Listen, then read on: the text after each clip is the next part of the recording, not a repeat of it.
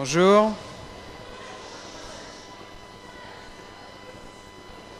Si vous voulez bien, on va démarrer. Merci d'être là. Bonjour, soyez les bienvenus pour cette petite présentation sur un thème primordial quand on parle de développement durable. Alors, on va se présenter peut-être pour commencer. À mes côtés, Aymeric Gosselin. Moi, je m'appelle Jérôme Lebert. On est tous les deux professeurs de mathématiques ici au lycée du Haudat. Et on va vous parler d'un sujet auquel on s'intéresse depuis quelques années, qui nous semble être un sujet primordial dès qu'on parle de développement durable. Un sujet sur lequel on ne peut pas faire l'impasse, tellement il est en lien avec les grandes questions qui agitent le monde en ce moment, qui sont les questions environnementales, les questions de réchauffement climatique, des questions en lien avec l'économie, avec le social, avec l'aménagement urbain.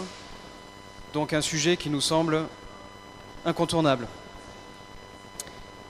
On va prévoir une petite présentation qu'on espère pas trop longue. On a prévu environ 45 minutes, de façon à avoir un temps à la fin pour échanger, pour que vous puissiez poser des questions, nous donner vos impressions.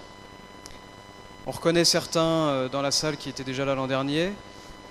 Pour cela, petit jeu pendant la conférence, repérer les différences par rapport à l'an dernier, les choses ont évolué. Et pour tous,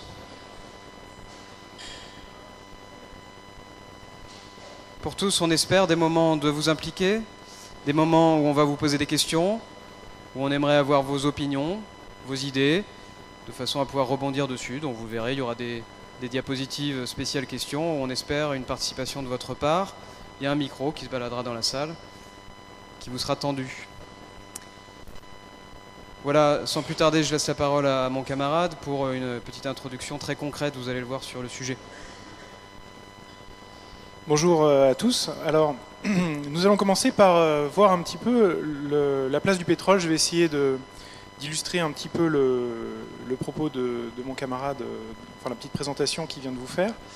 Il vous a dit que le pétrole était partout. On va commencer par quelque chose d'assez simple. On va voir le pétrole, où est-ce qu'il se place dans notre quotidien. Alors, par exemple, une première question, hein, on vous a dit qu'on vous donnerait la parole, c'est le moment. Qu'est-ce qu'il faut pour fabriquer une chaise, par exemple la chaise sur laquelle vous êtes assis en ce moment? Il faut du pétrole. D'accord, il faut du pétrole. Tu peux préciser un petit peu le pétrole, comment est-ce qu'il intervient dans la fabrication? Tu peux préciser ton idée? Non. Non, d'accord. Il faut du bois. Il faut du bois? Oui. Du bois, j'en ai là.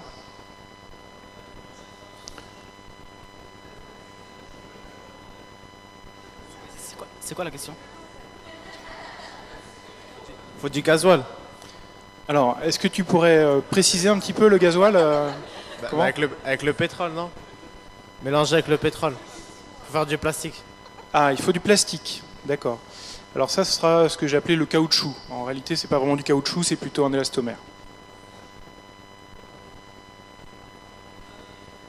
Alors, on vous a pas bien expliqué, effectivement, on a sauté un petit peu cette partie-là. L'idée, c'est que chacun parle, il y a un micro qui se balade dans la salle, c'est Jérôme Lebert qui l'a. Donc levez le bras, prenez la parole, et parlez dans le micro pour éviter que tout le monde parle un peu dans son coin. Du fer? Du fer, oui, tout à fait.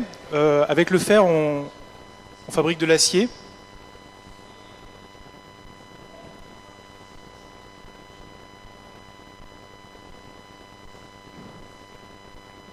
Une source d'énergie? Une source d'énergie, tout à fait.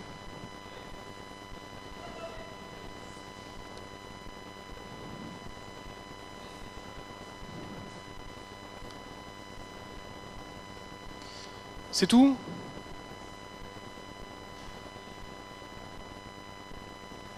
Il y a quelqu'un qui a dit quelque chose? La peinture, du colorant. De la peinture, oui.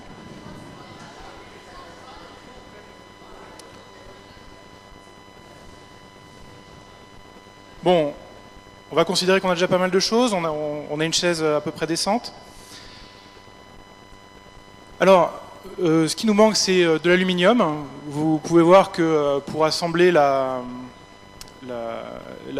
planche de bois sur l'armature en fer, en acier, il y a des petits rivets qui sont faits en aluminium. Vous verrez aussi qu'il faut de la colle et qu'il faut du vernis pour vernir le bois. Alors, la planche en contreplaqué, comment est-ce qu'elle est faite? C'est du bois naturel. C'est des planches de bois qui, en fait, sont collées les unes aux autres. Alors, la colle, c'est de l'époxy. L'époxy, c'est un hydrocarbure avec un peu d'oxygène. C'est issu du raffinage du pétrole. Ensuite, le rivet en alu. Alors, l'aluminium. Donc, vous avez tous identifié sur votre chaise là ce que c'était que les rivets. Hein. C'est le petit morceau là de fer, enfin d'aluminium en fait, qui joint la planche à l'armature. Donc, l'aluminium, comment est-ce qu'on le produit? En fait, on extrait la bauxite.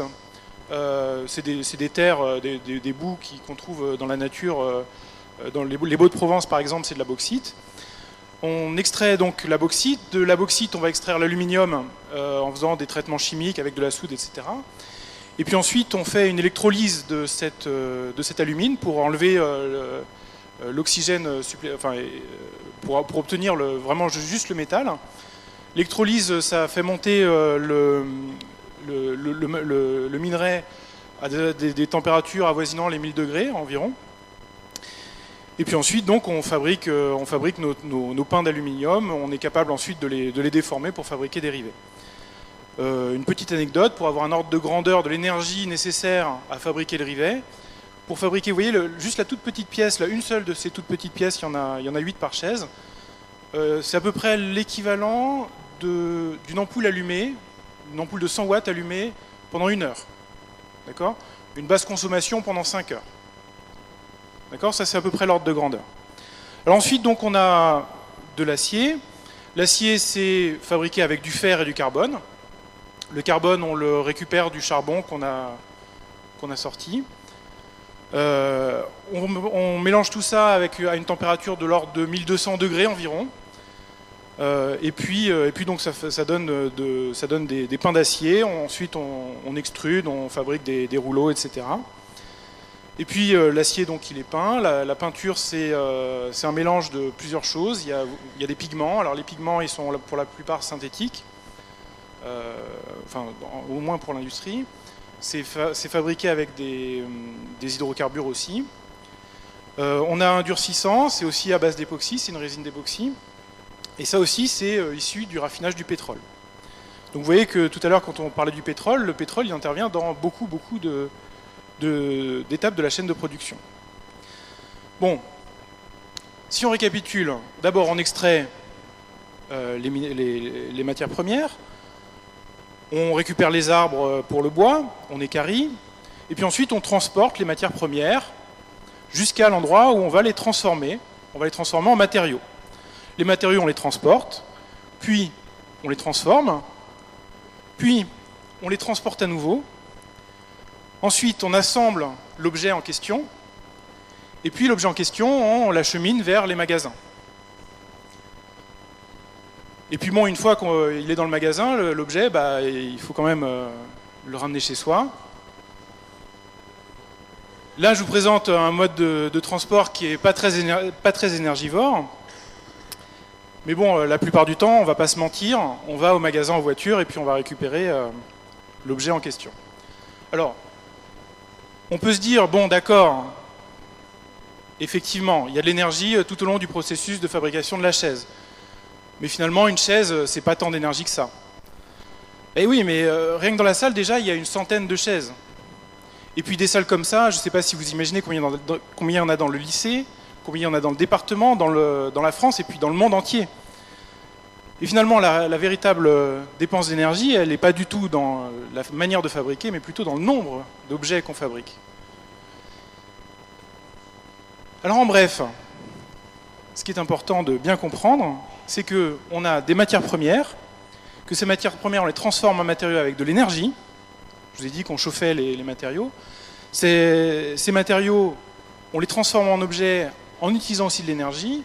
Là-dedans, il y a aussi les transports qui vont s'ajouter. Et finalement, l'énergie, elle est à peu près à toutes les étapes de la fabrication de la chaise. Évidemment, la chaise, c'est un objet que j'ai pris comme exemple, mais ça marche pour tout. Pour la boîte de conserve qu'on va ouvrir le soir, ça marche pour le sac de surgelé, ça marche pour le pantalon que vous portez, ça marche pour à peu près tout ce qu'on utilise dans notre vie quotidienne. On va voir maintenant comment on produit l'énergie.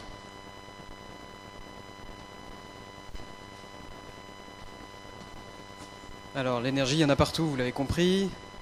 Un simple exemple, la chaise, mais on aurait pu en prendre bien d'autres. Donc on comprend bien que dès lors qu'il y a une activité, qu'elle soit une activité de loisir, de production, industrielle, quelle que soit l'activité, il y a une dépense d'énergie. Donc c'est une question centrale.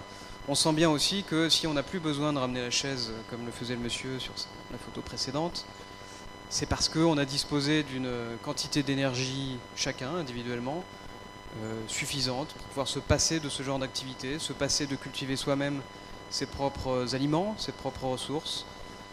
Et donc c'est une question qui a un impact sur notre mode de vie, sur l'économie tout entière. Alors, de l'énergie, il y en a partout, mais finalement, d'où vient-elle? Comment on l'obtient?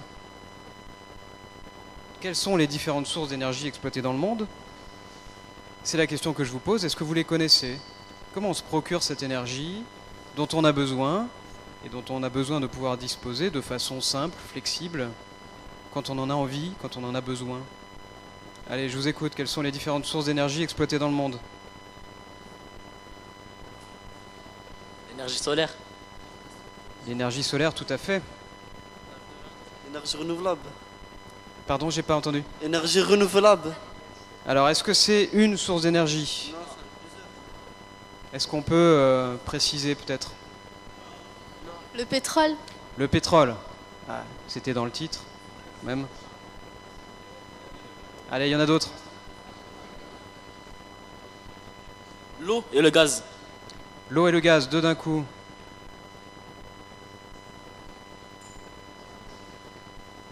Le vent. Le vent.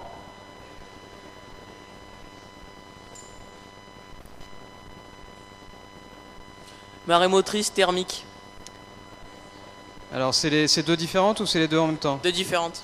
Marée motrice, je pense qu'on peut dire que c'est l'énergie qui vient de l'eau. On est d'accord?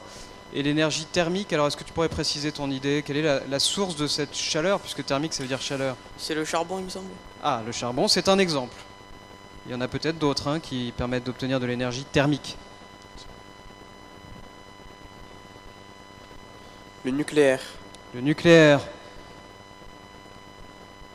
On va dire La l'uranium. nature. La végétation, la nature. Pardon, vas-y, tu peux répéter? La végétation ou la nature. La végétation, la nature, c'est ce qu'on va appeler la biomasse. Alors, il y en a au moins une autre qu'on peut citer. La géothermie. La géothermie. Est-ce qu'il y a éventuellement encore d'autres idées?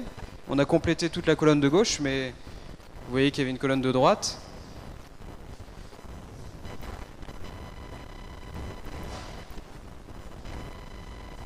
Tout ce qui est essence.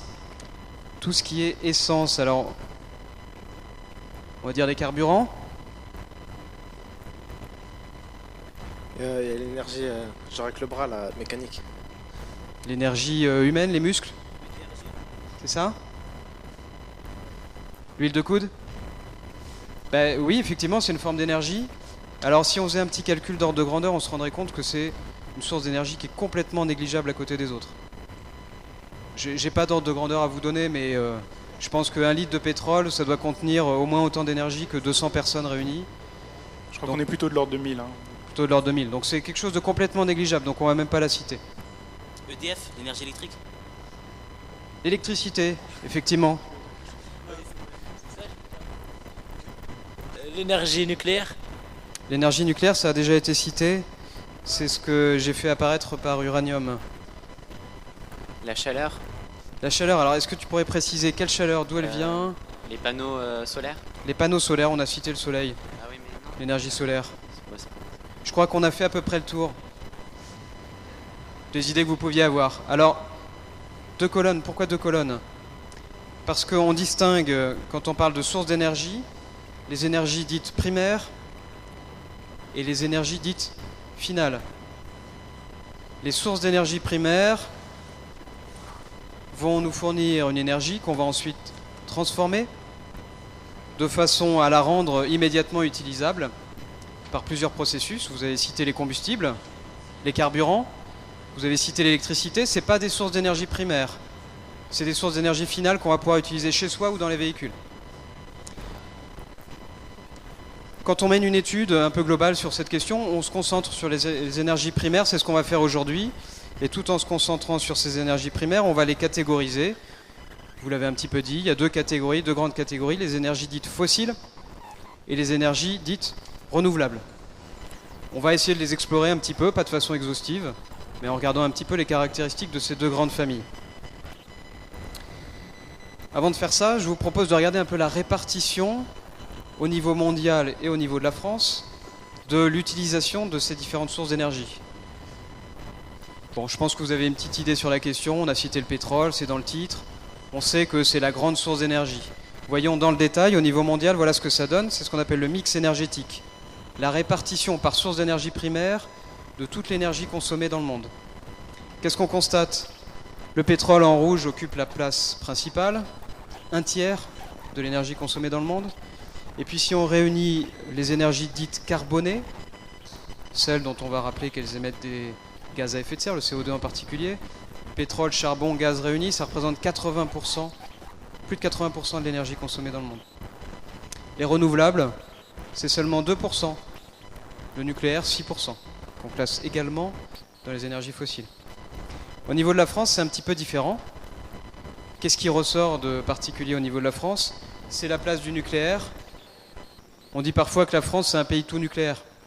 C'est pas tout à fait vrai, comme le montre ce camembert, mais c'est vrai que le nucléaire occupe une place très importante, à quasiment part égale avec le pétrole.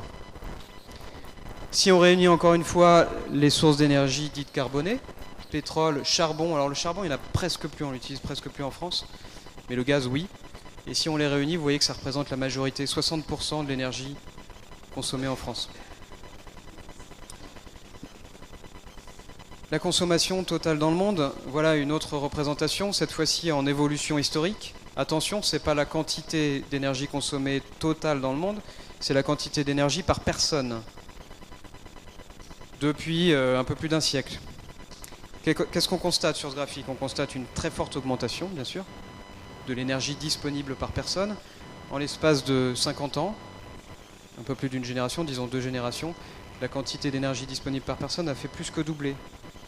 Vous avez une croissance extrêmement importante ici, entre 1940 jusqu'aux années 80, début des années 80. Et puis ensuite, si on regarde la suite de l'historique, on constate qu'il y a une espèce de palier, là, depuis 1980 jusqu'au début des années 2000. Pourquoi ce palier?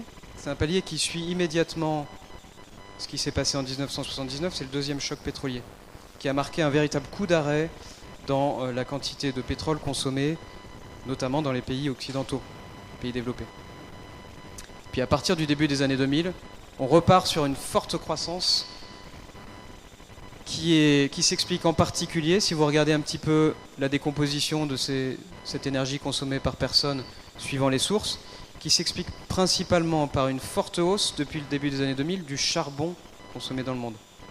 Comment ça s'explique ça? Il y a des grandes quantités de charbon disponibles, des grandes réserves disponibles dans les pays émergents qui sont en pleine croissance, en plein développement depuis le début des années 2000. On peut citer évidemment en particulier la Chine qui dispose d'une grande réserve de charbon dans son sous-sol. Et du même coup, on constate que l'énergie qui est en train de prendre la première place dans la quantité d'énergie consommée dans le monde, c'est le charbon. Et contrairement à ce qu'on dit parfois, le charbon peut être considéré comme une énergie d'avenir. C'est celle qui est appelée à se développer dans les années, dans les décennies à venir, notamment dans les pays émergents. La place des renouvelables, vous voyez, c'est le petit bleu tout en haut là. Pas grand-chose, hein. Alors les énergies fossiles, je rappelle, les énergies fossiles, pétrole, gaz, charbon et le nucléaire. Qu'est-ce qui les caractérise? Ce qui les caractérise, c'est qu'elles ne sont pas rangées dans la catégorie des énergies renouvelables. Elles ne se renouvellent pas. Les stocks sont limités. On a des réserves dans la nature qu'on exploite et qui s'épuisent petit à petit. C'est le premier problème. On parle de pics de pétrole.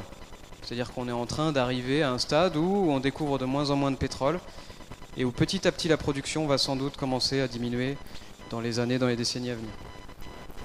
Deuxième caractéristique, on peut les considérer comme polluantes dans le sens où elles émettent, pour les énergies carbonées, pétrole, gaz, charbon, du CO2, quand on les brûle, notamment, soit dans nos voitures, soit dans des centrales thermiques. Et ça a un impact sur le climat. Le CO2, c'est le premier gaz à effet de serre. C'est une des premières grandes causes du réchauffement climatique.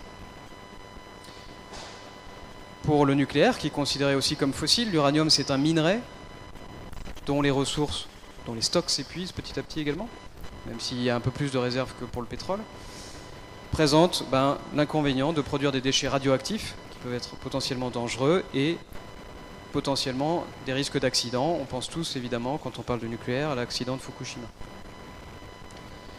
Bon, ces constats étant faits, on est amené à tirer une conclusion qui s'impose. Il nous faut organiser une transition énergétique pour passer à autre chose, partant de ces énergies fossiles qui occupent 80% de l'approvisionnement, même plus, 90% au niveau mondial de l'approvisionnement en énergie. Il faut passer à autre chose. Passer à quoi ? Évidemment, on pense aux énergies renouvelables. Les énergies renouvelables, vous les avez citées, il y en a 5. L'énergie éolienne, le vent, la géothermie, le solaire, l'eau, la biomasse. On ne va pas toutes les passer en revue, ça prendrait trop de temps. Je vous propose de commencer par une qui est peut-être la plus populaire, celle dont on parle le plus, l'énergie éolienne. Qu'est-ce que vous pensez de l'énergie éolienne? Quelles sont ses caractéristiques? Y voyez-vous des avantages? Y voyez-vous également des inconvénients? Qu'est-ce qui caractérise l'énergie éolienne? C'est économique. C'est économique, tu peux préciser un peu? C'est rentable? C'est rentable. C'est rentable?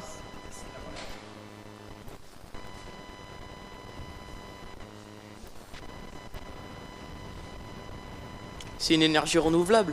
C'est une énergie renouvelable, bien sûr. Stock illimité. Qu'est-ce qui caractérise l'éolien sinon? Ça dépend du climat. Ah, ça dépend du climat. Tu peux préciser un peu? Ça dépend de quoi précisément? S'il y a du vent ou s'il n'y a pas de vent. Eh oui, s'il y a du vent ou s'il n'y a pas de vent.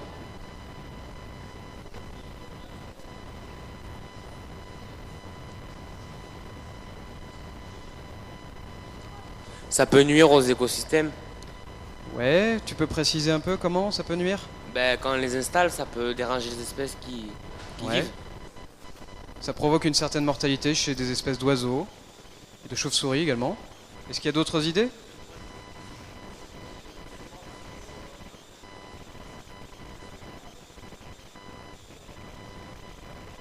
Ça nuit au paysage.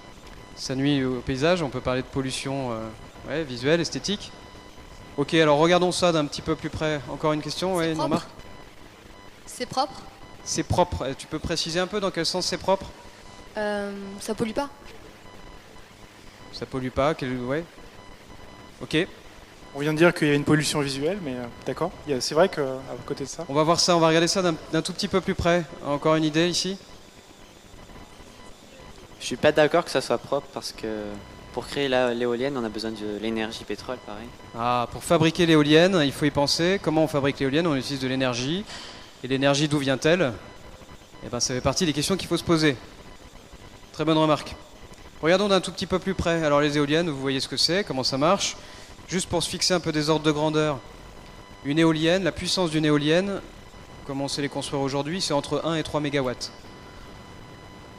Qu'est-ce que ça veut dire ce machin-là? Ben méga, donc ça veut dire 1 million de watts. Bon, ok. Si je compare pas avec d'autres sources d'énergie, je me représente pas bien ce que c'est. Donc pour comparaison, je vous donne un peu des ordres de grandeur. Un réacteur nucléaire, par comparaison, c'est 1000 mégawatts. 500 fois plus qu'une éolienne, comme on les construit aujourd'hui.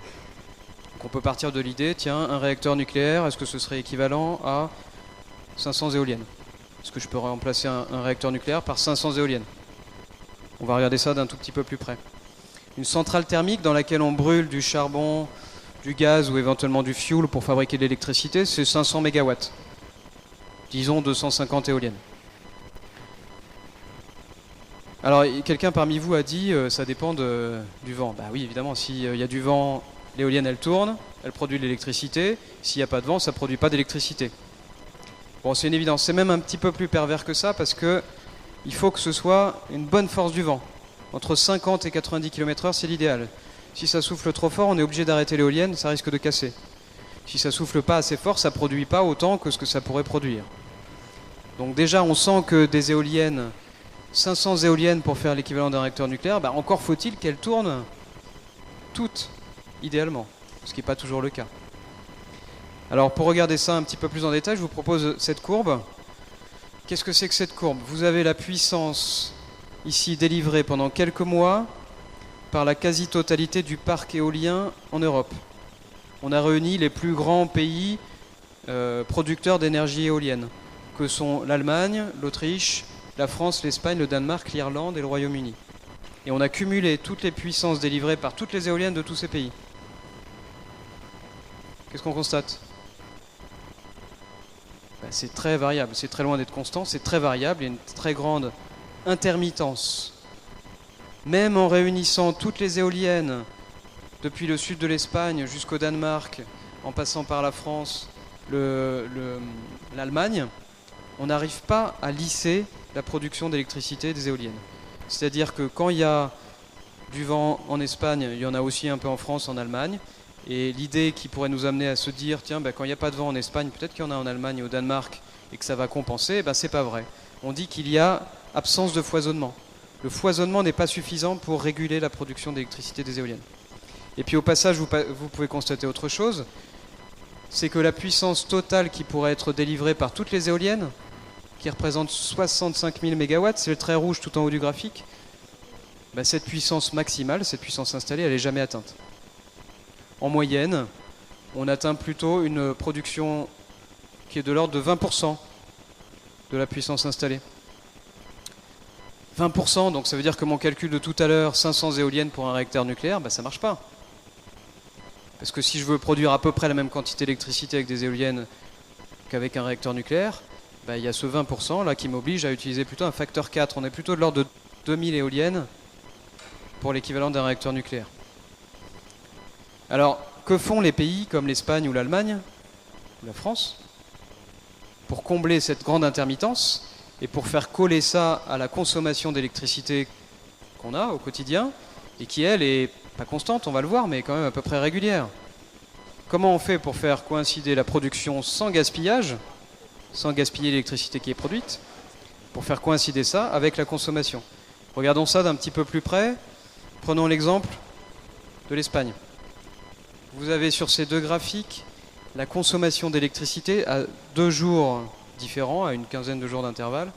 Le 1er janvier 2010, qui était un jour où il y a eu pas mal de vent en Espagne, et puis un peu plus tard, le 18 janvier 2010, où il y a eu très peu de vent. C'est la consommation d'électricité totale en Espagne.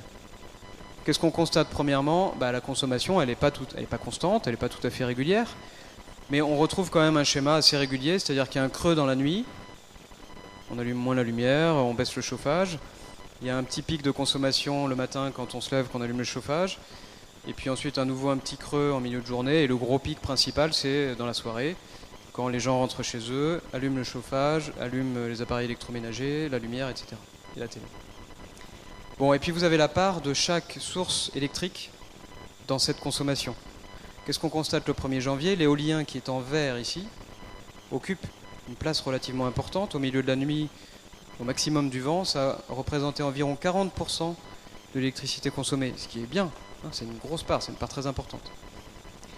Et puis le 18 janvier 2010, quand il n'y avait plus de vent, il n'y a plus de vert, très peu, les éoliennes ont très peu produit. Et qu'est-ce qui a pris la place pour combler le manque? Qu'est-ce qu'on voit en jaune? C'est le gaz. C'est-à-dire que quand les éoliennes ne produisent plus d'électricité parce qu'il n'y a plus de vent, que font les Espagnols, que font les Allemands, que font les Français? Ils allument leurs centrales à gaz. Et les centrales à gaz, ce qui les caractérise, c'est leur grande flexibilité. On peut allumer une centrale à gaz pour combler les lacunes des énergies intermittentes en quelques minutes. Alors du coup, ça pose une question. Vous disiez l'éolien, c'est une énergie propre. Est-ce que c'est une énergie sans CO2? Peut-être, oui, effectivement, l'électricité qui sort de l'éolienne ne produit pas de CO2. Mais on constate que quand on développe l'éolien, on est obligé dans le même temps de développer, ou en tout cas de maintenir les centrales à gaz qui, elles, émettent du CO2. Et on se rend dépendant de cette source d'électricité.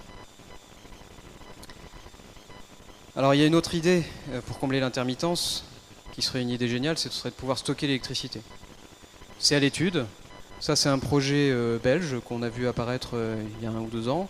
C'est un projet un peu pharaonique, mais le principe, il est déjà exploité, il est simple. C'est le principe des stations de pompage qu'EDF utilise déjà sur les barrages électriques. Le principe, c'est quoi? C'est quand on a trop d'électricité produite par les éoliennes qu'on ne veut pas gaspiller, qu'on veut la stocker, on active une pompe qui va remonter de l'eau depuis une retenue inférieure vers une retenue supérieure. Et de cette façon, on arrive à stocker l'énergie sous forme d'énergie potentielle, l'électricité sous forme d'énergie potentielle, en remontant de l'eau. Le jour où on a besoin d'électricité, on ouvre les vannes du barrage, l'eau en tombant active une turbine qui tourne et qui produit de l'électricité. C'est presque idéal, d'autant que le rendement il est très bon. Il y a très peu de pertes quand on fait ça. C'est un stockage avec très peu de pertes. Donc on peut se dire c'est l'idéal. On va coupler les éoliennes avec des stations de pompage et puis ce sera réglé. Oui, sauf que les stations de pompage, on en a déjà pas mal en France. On utilise déjà ce procédé. Et est-ce qu'on pourrait construire des nouveaux barrages, construire des nouvelles retenues dans les Alpes? Eh bien, il y a un potentiel limité. Alors il y a d'autres idées sur le principe des steppes. Voilà un exemple qui a été réalisé il y a déjà pas mal d'années, une quinzaine d'années au Japon. C'est une steppe marine. C'est-à-dire que le lac de retenue supérieure, il est sur la côte. Et qu'est-ce qu'on pompe comme eau? Le lac de retenue inférieure, c'est tout simplement l'eau de mer. Alors, ce truc-là, ça fait quelques kilomètres carrés. Ça produit ça a une puissance, une capacité de stockage assez limitée. Il faudrait de l'ordre de 300 installations comme ça pour stocker 1 heure de consommation d'électricité française. Ça donne un peu une idée aussi du potentiel de développement de ce genre de choses. Alors passons à une autre énergie renouvelable que vous avez citée et qui est très populaire, l'énergie solaire. Quelles sont vos idées sur l'énergie solaire? Comment ça marche? Quels sont les avantages, les inconvénients? Est-ce qu'il faut tout miser sur le solaire? Quelles sont vos idées là-dessus? Il y a les panneaux solaires. Il y a les panneaux solaires, ouais. Ça c'est ce qu'on appelle le photovoltaïque.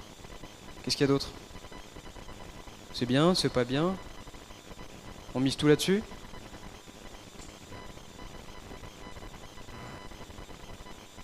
Pas trop d'idées là-dessus? Bon, je continue. On va pas y passer 3 heures, mais juste pareil, histoire de vous donner un peu des repères, des ordres de grandeur. Reparlons un petit peu de puissance. 10 mètres carrés de panneaux solaires photovoltaïques, dont le but est de transformer l'énergie du soleil en électricité.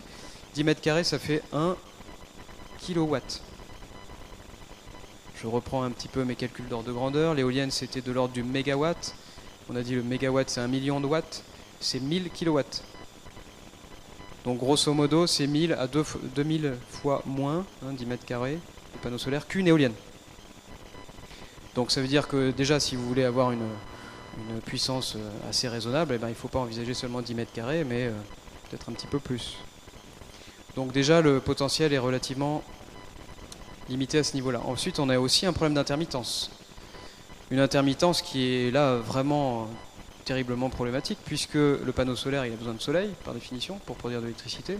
Quand est-ce qu'il y a du soleil? Dans la journée. Et puis quand est-ce qu'on en a le maximum? Plutôt en été. Quand est-ce qu'on a besoin d'électricité? On a besoin d'électricité pour s'éclairer, pour se chauffer. Ça, c'est plutôt la nuit, et c'est plutôt l'hiver. Donc, grosso modo, on produit au maximum quand on en a le moins besoin, et on produit au minimum quand on en a le plus besoin. Donc il y a nécessité, de la même manière, de combler ces problèmes d'intermittence, soit par stockage, et à ce moment-là, en général, les installations individuelles comme celle-là se font plutôt par stockage par batterie. Les batteries, c'est coûteux à produire, ça utilise des ressources qui sont en quantité limitée, ça a une durée de vie limitée, il faut les recycler, enfin c'est problématique, batterie. Tant que ça reste une petite installation, on peut compter sur le réseau EDF. Ce qu'on a en trop, on le lance sur le réseau, et puis quand on n'en a pas assez, on compte sur le réseau EDF. Est-ce que c'est une énergie propre? Les panneaux solaires, c'est constitué de silicium. Le silicium qui, à l'état de cristal, a la propriété de transformer l'énergie solaire en électricité. Déjà, ce silicium, il faut aller le chercher. Il faut produire les panneaux. Et puis un panneau solaire, c'est 20 à 25 ans de durée de vie. Une fois qu'il ne marche plus, il faut le recycler. Tout ça, c'est coûteux en énergie. Et quelle énergie on utilise pour produire ces panneaux solaires? Alors, voilà un graphique sur lequel vous avez la quantité de CO2 émise pour chaque grande catégorie de sources d'énergie pour une unité énergétique produite. Donc disons 1 kW produit. Si on produit 1 kW avec du charbon, on émet énormément de CO2. C'est la principale source émettrice de CO2. Ce qui ressort évidemment, c'est les 4 qui correspondent aux énergies carbonées, le pétrole, le gaz, le charbon. On constate au passage que le gaz naturel émet quand même beaucoup moins de CO2 que le charbon. Le charbon dont on a dit que c'était l'énergie d'avenir, qui va être utilisée en Chine et dans les pays émergents. À droite, les renouvelables et le nucléaire, qui émettent beaucoup moins de CO2 pour une même quantité d'énergie produite. Bon, il y en a quand même une qui ressort, c'est le solaire photovoltaïque, qui est bien plus émettrice en CO2 pour une certaine quantité d'énergie produite que le nucléaire ou les autres renouvelables. Pourquoi? Parce que quand on réfléchit, quelqu'un l'a dit un petit peu tout à l'heure, à ce genre de questions, il faut réfléchir en intégrant tout le cycle de vie du panneau solaire, depuis sa production jusqu'à son recyclage.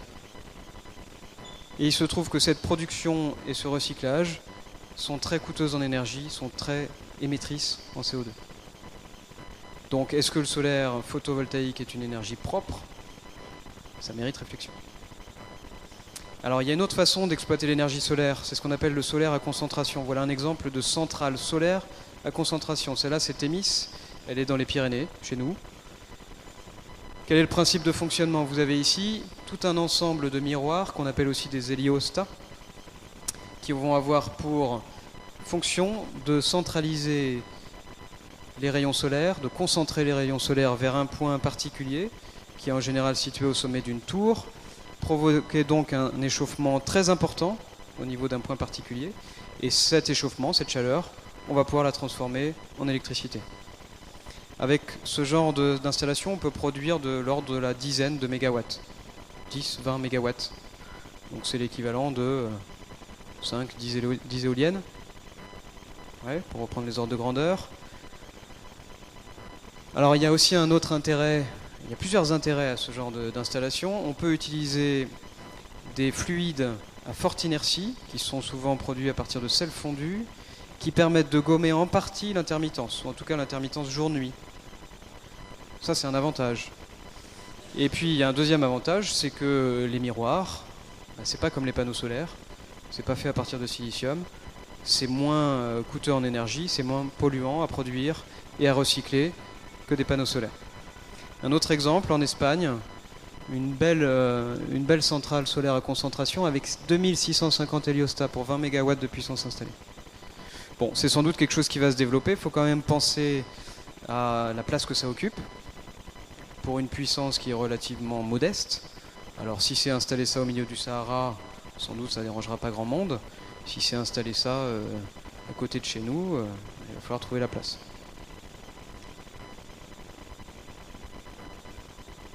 Où est-ce qu'on en est, nous, en France, sur les énergies renouvelables? Voilà la décomposition de toute l'électricité produite en France à partir des énergies renouvelables par source d'énergie renouvelable. Quelle est la première énergie renouvelable en France? C'est le bois. C'est pas l'éolien, c'est pas le solaire. Quasiment la moitié de l'énergie renouvelable produite. L'hydroélectricité qu'on a citée, les barrages électriques, etc. 20%, c'est la deuxième. La troisième, c'est les biocarburants, qu'on appelle plutôt agrocarburants. Et il faut aller chercher au sixième ou au-delà pour trouver l'éolien et le solaire, qui, à eux deux, représentent un petit 6,6% de l'énergie renouvelable produite en France. Renouvelable. Donc ça veut dire que sur la totalité de l'énergie produite en France, ça ne représente que 0,5%. Vous voyez que pour le moment, on n'en est pas encore à un stade de développement très avancé. Bon, j'espère vous avoir convaincu avec ces petits exemples de quelques principes à respecter quand on s'interroge sur la transition énergétique et sur les énergies renouvelables en particulier. Il y a un premier principe très important à retenir, il n'y a pas d'énergie sans inconvénient. Il n'y a pas d'énergie idéale. Si on veut réfléchir à la question un petit peu sérieusement, il faut absolument réfléchir au potentiel de chaque domaine dans lequel on est susceptible d'investir. Est-ce que ça vaut le coup d'investir massivement dans l'éolien? Est-ce que ça vaut le coup d'investir massivement dans le solaire? Est-ce qu'on a un potentiel de développement suffisamment raisonnable? Et puis il faut réfléchir à ces questions en menant une analyse complète qui prend en compte tous les aspects de la question et une analyse rationnelle, c'est-à-dire une analyse qui s'affranchit des dogmes, qui s'affranchit des peurs. On ne peut pas dire tiens je vais tout miser sur l'éolien parce que c'est chouette, j'aime bien, et puis il faut absolument arrêter le nucléaire parce que ça me fait peur. Il faut réfléchir à la chose de façon complète et rationnelle. Alors comment organiser cette transition énergétique concrètement? Je laisse la parole à mon camarade pour revenir à quelque chose de concret. Alors, je voulais vous présenter une petite diapositive qui permet de voir un petit peu notre impact énergétique dans notre vie de tous les jours. C'est-à-dire que là, on a rassemblé différents postes de consommation énergétique pendant un an. Donc, vous voyez notamment que l'éclairage d'un logement, c'est 450 kWh par an. Si on compare avec ce qu'on utilise quand on va au supermarché, vous voyez que ça n'a absolument aucune commune mesure. C'est-à-dire que se dire qu'on va régler le problème de dépendance à l'énergie en utilisant des ampoules à basse consommation, essentiellement, c'est juste travailler sur l'épaisseur du trait. Vous voyez que, en fait, il y a tout un classement comme ça qu'on peut faire, qui est très grossier. Et on voit très nettement qu'il y a 3 pôles très importants qui sont la consommation qu'on fait, le nombre d'objets qu'on achète, les transports et puis l'habitat. Alors l'habitat, vous avez une exposition derrière, vous pourrez aller regarder tout à l'heure. Ce que je vous propose qu'on fasse, c'est qu'on s'intéresse particulièrement au transport aujourd'hui. Alors, je vous pose la question. À votre avis, comment est-ce qu'on peut faire pour réduire ces 15 000 kWh qu'on utilise dans les transports? Quelles sont vos idées?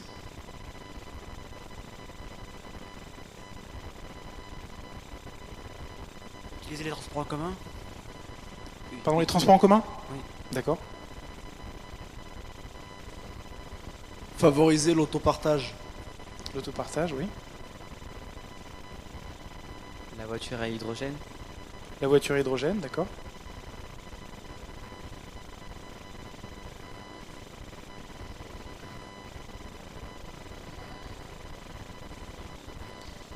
D'autres choses, c'est toutes les idées que vous avez? Bon, d'accord. On va essayer de faire le tri. Alors, on va parler d'un moyen de transport particulier, et on va faire mener une étude un petit peu rationnelle de ce moyen de transport. Si jamais le moyen de transport dont vous avez parlé il n'est pas présenté là, n'hésitez pas à poser des questions à la fin. Alors on va traiter le cas de la voiture à air comprimé. Je vais vous présenter un véhicule à air comprimé. Alors ça c'est un prototype de chez Honda. Il n'est pas commercialisé encore et puis il ne le sera probablement jamais. Mais il existe d'autres modèles qui sont développés, qui arrivent sur le marché en Inde en ce moment. Alors comment ça marche la voiture à air comprimé? C'est pas très compliqué. Il y a une bonbonne d'air comprimé qui est dans l'habitacle. Et puis avec l'accélérateur, je vais ouvrir une valve qui va faire tourner ma voiture, qui va faire tourner le moteur. En prime, ça climatise gratuitement ma voiture, mon véhicule. L'air qui est rejeté par le pot d'échappement, il est plus pur que celui qu'on a mis dans la bonbonne d'air comprimé, parce que il y a des filtres qui font que le moteur va éviter de s'encrasser, etc. Je vous présente quelques caractéristiques techniques de la voiture indienne qui arrive sur le marché. Donc elle pèse 300-400 kg, 350 kg environ. Elle va à 100 km/h.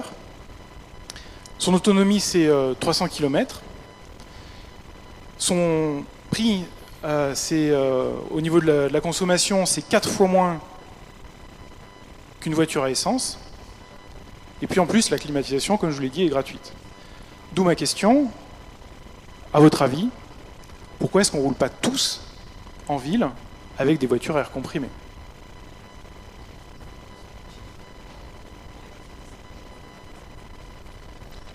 Le coût, elles sont chères? Elles sont chères à produire. C'est de l'ordre de entre 3500 et 5000 euros à l'achat, par rapport à une voiture classique qui est de l'ordre de 10 000 euros. Les matériaux? Les matériaux, en fait, c'est à peu près le même ordre de grandeur qu'une voiture normale, puisque bon, c'est une petite voiture, hein, c'est très léger, et puis fabriquer une bonbonne de gaz par rapport à un réservoir d'essence, c'est à peu près la même chose.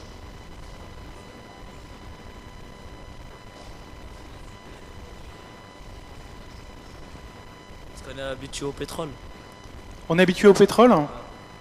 D'accord. Ça veut dire quoi exactement? Ça veut dire que on va pas avoir confiance en une voiture à air comprimé, c'est ça? Voilà. D'accord.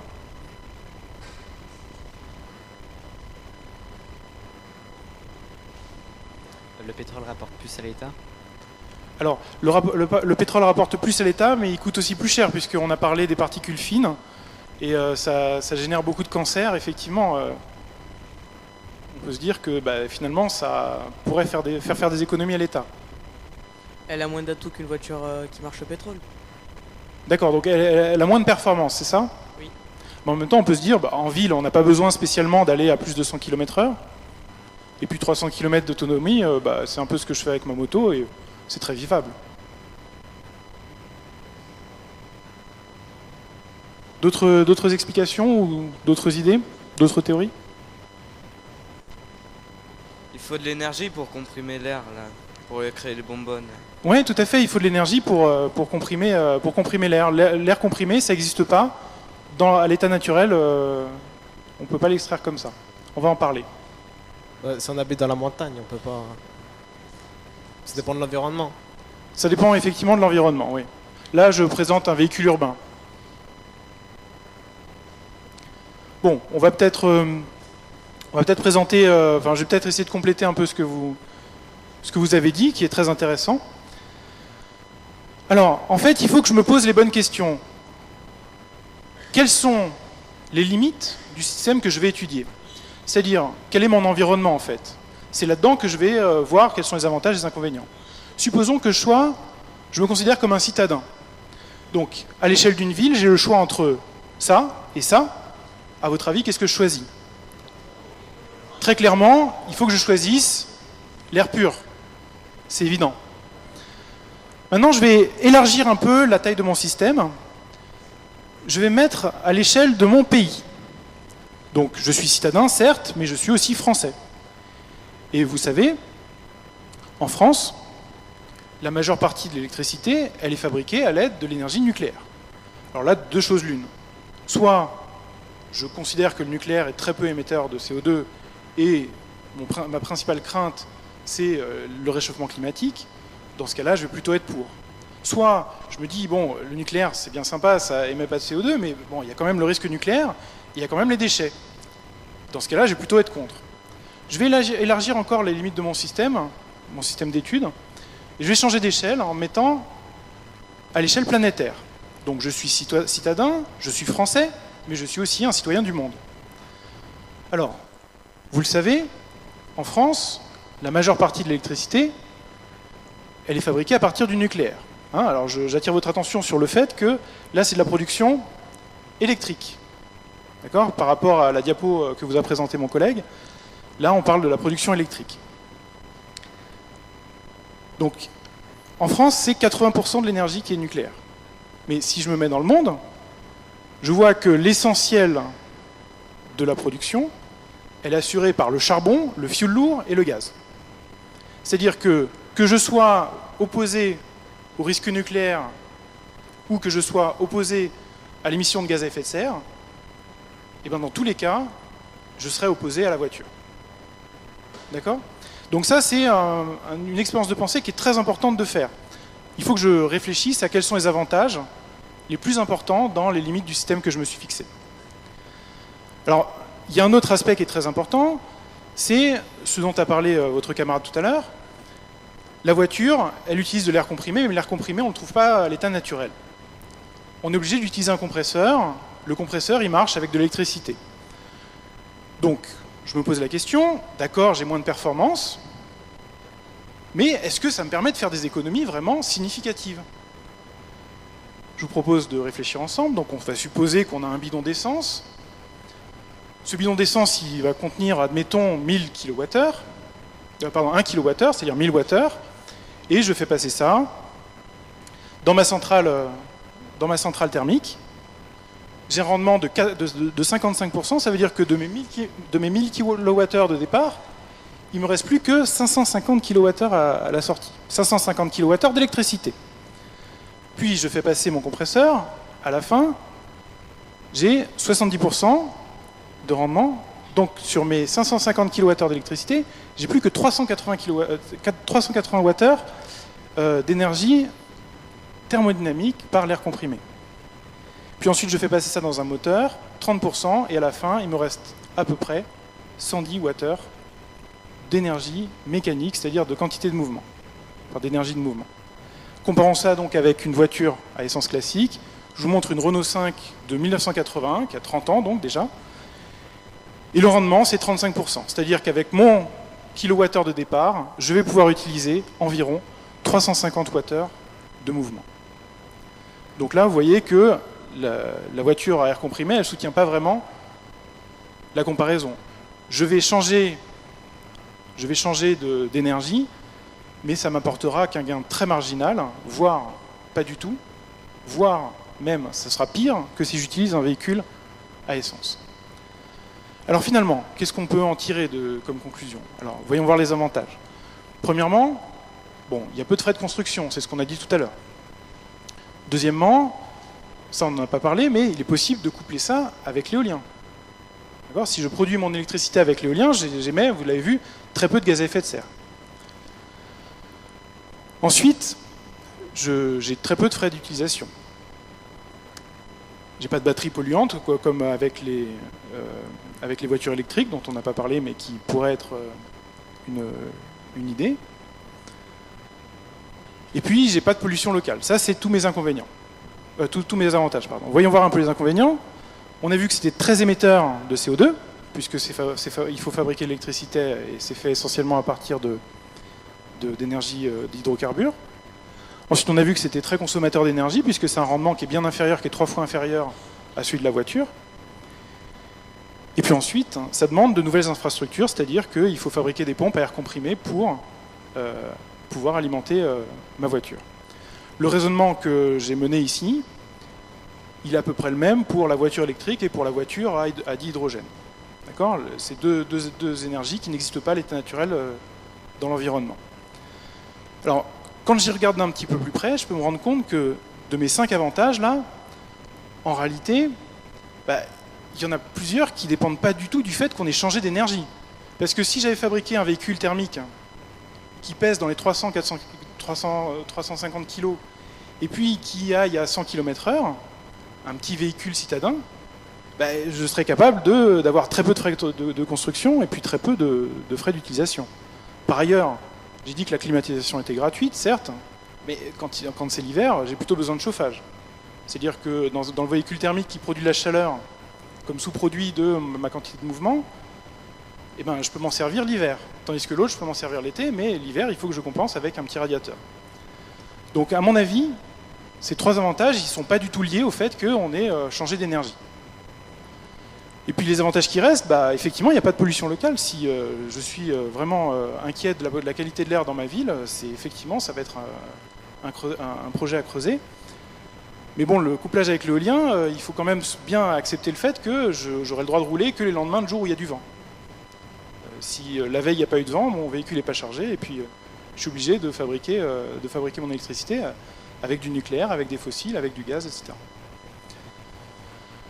Alors, on vous l'a dit tout à l'heure, pour étudier une solution, pour voir ce que la solution nous apporte, il faut mener une analyse complète et rationnelle.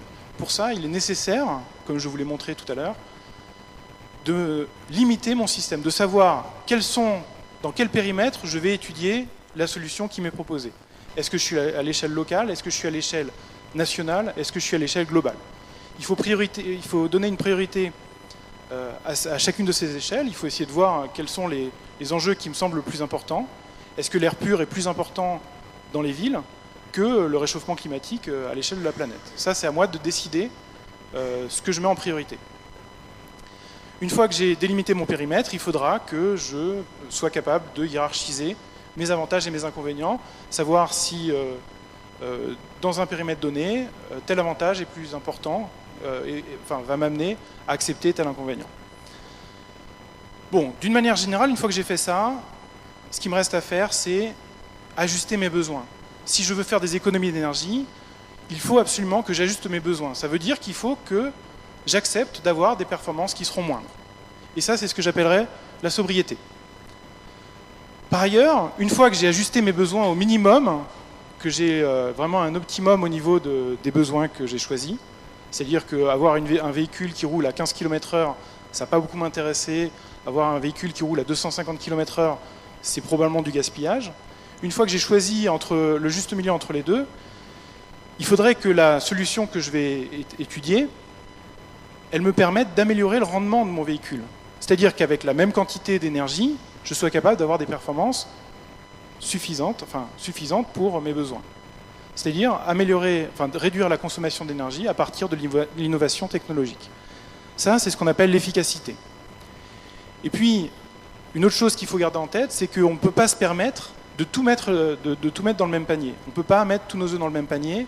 Il est nécessaire de faire des choix, certes, mais certains choix vont fermer des portes. Il faut que ces portes, on soit capable de les rouvrir si on a besoin, si l'énergie dans laquelle on a investi, si les comportements dans lesquels on a le plus investi, les technologies dans lesquelles on a le plus investi, s'il s'avère qu'elles amènent un inconvénient majeur, il faut qu'on soit capable de changer. Et pour autant, il ne faut pas qu'on ait un fourmillement de toutes les énergies envisageables et toutes les technologies envisageables, puisque chacune de ces technologies, elle vient avec plein d'infrastructures. Et donc ça, c'est ce qu'on appelle la flexibilité. Voilà, alors on termine avec quelques liens qui peuvent vous intéresser si vous voulez approfondir ou vous documenter. Premièrement, donc Manicore, c'est le site de Jean-Marc Jancovici, c'est un ingénieur qui a très bien vulgarisé tout ce qu'on vient de dire, qui s'appuie sur le travail qui s'est intéressé au climat et puis plus tard aux énergies. Vous avez The Shift Project, c'est une base de données gigantesque, c'est là où on a tiré la majeure partie de nos diapositives. Je vous conseille très vivement d'aller voir la conférence d'Al Bartlett que vous trouverez sans doute sur YouTube assez facilement. Il y a un extrait de la conférence d'Al Bartlett qui est sous-titré en français parce que c'est un américain, donc c'est de l'anglais. Sur YouTube, vous trouverez un extrait court que j'ai monté avec des sous-titres français. Et puis le site de l'ADEME, qui est l'Agence nationale pour les maîtrises de l'énergie, qui propose plein de pistes, qui mène une étude pour le coup qui sera rationnelle et relativement complète. Voilà, on va passer peut-être aux questions. Vous avez la parole, n'hésitez pas à revenir sur des choses délicates que vous n'avez pas bien comprises ou d'autres choses dont on n'a pas parlé. C'est quoi le mieux entre une voiture électrique et une voiture à air comprimé? Alors, la différence principale, c'est la fabrication des batteries et le rendement. La voiture électrique a un meilleur rendement, mais par contre, les batteries ont une durée de vie qui sont plus faibles que la voiture elle-même. Donc c'est une source de pollution qui est très importante. À mon avis, on n'est pas tellement dans ce type de solution. Il vaut mieux essayer de chercher à développer les transports en commun entre deux villes et puis garder des très petites voitures qui vont peut-être encore marcher à l'essence pendant un certain temps, mais qui consommeront vraiment très très peu d'énergie. On peut penser, juste pour terminer sur les voitures, aux voitures hybrides.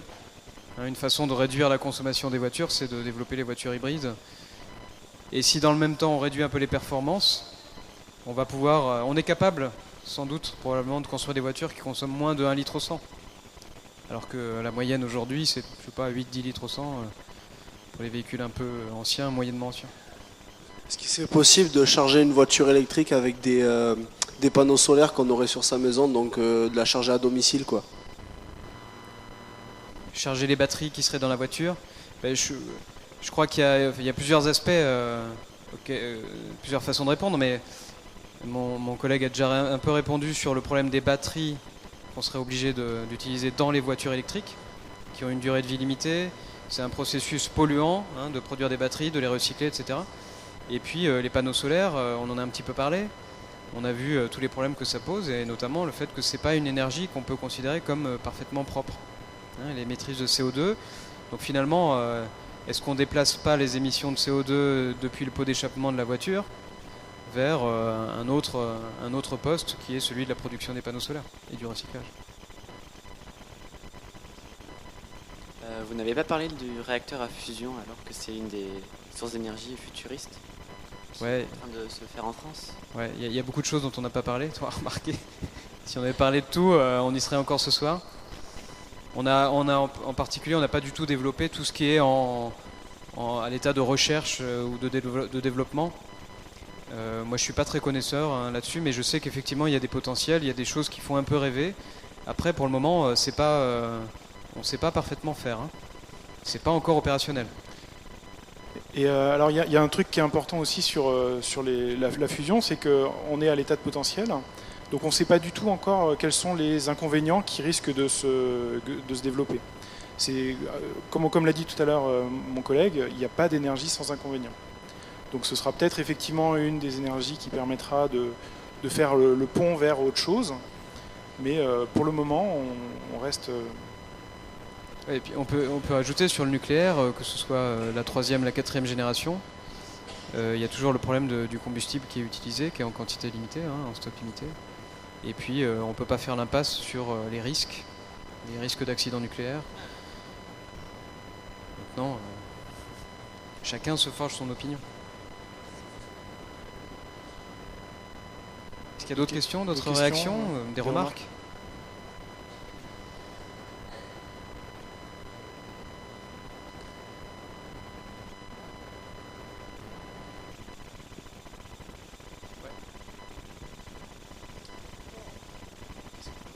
Pourquoi on n'utilise pas le biocarburant? Les biocarburants? Alors les biocarburants, comment ça marche? C'est des oléagineuses qui sont cultivées dans le but de les transformer, on ne va pas rentrer dans le détail, en carburant. Ça pose plusieurs problèmes. Le premier problème, c'est que ça occupe des terres agricoles. Hein, il faut bien cultiver ces plantes pour produire les agrocarburants. Pour fixer un ordre de grandeur, si on occupait toutes les terres agricoles disponibles en France pour produire que des agrocarburants, on ne répondrait pas encore à la demande, hein, aux besoins de carburant pour faire rouler toutes les voitures en France. Ça donne un peu une idée. Et puis ça a des conséquences. Ça a été développé un petit peu, hein, les agrocarburants. Le fait d'utiliser des terres agricoles, d'utiliser des plantes qui servent normalement à l'alimentation, et ben, ça a raréfié un petit peu au niveau du marché mondial de ces plantes-là les denrées. Ça a fait augmenter un peu les tarifs et ça a provoqué des conséquences dans certains pays où ces denrées-là sont à la base de l'alimentation. Donc ça peut avoir des impacts au niveau global qui sont un peu embêtants.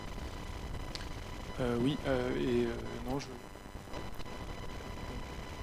Donc il y a eu plusieurs générations. Maintenant on se concentre sur des générations qui utilisent des denrées qui ne sont pas à la base de l'alimentation.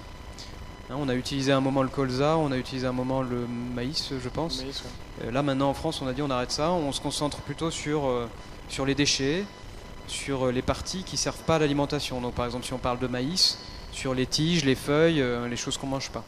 Il y a un autre, je viens de retrouver ce que je voulais dire. Il y a un autre aspect aussi, c'est la monoculture.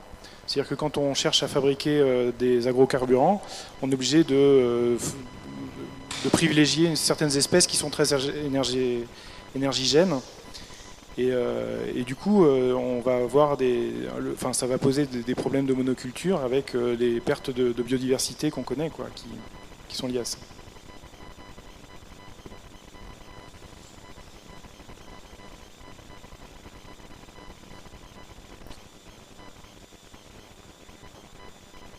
Bon, pas d'autres réactions, pas d'autres questions? On s'arrête là alors. Si certains veulent rester discuter avec nous, ce sera avec plaisir. Sinon, merci pour votre attention, merci d'être venus. On vous libère. Bonne fin de journée.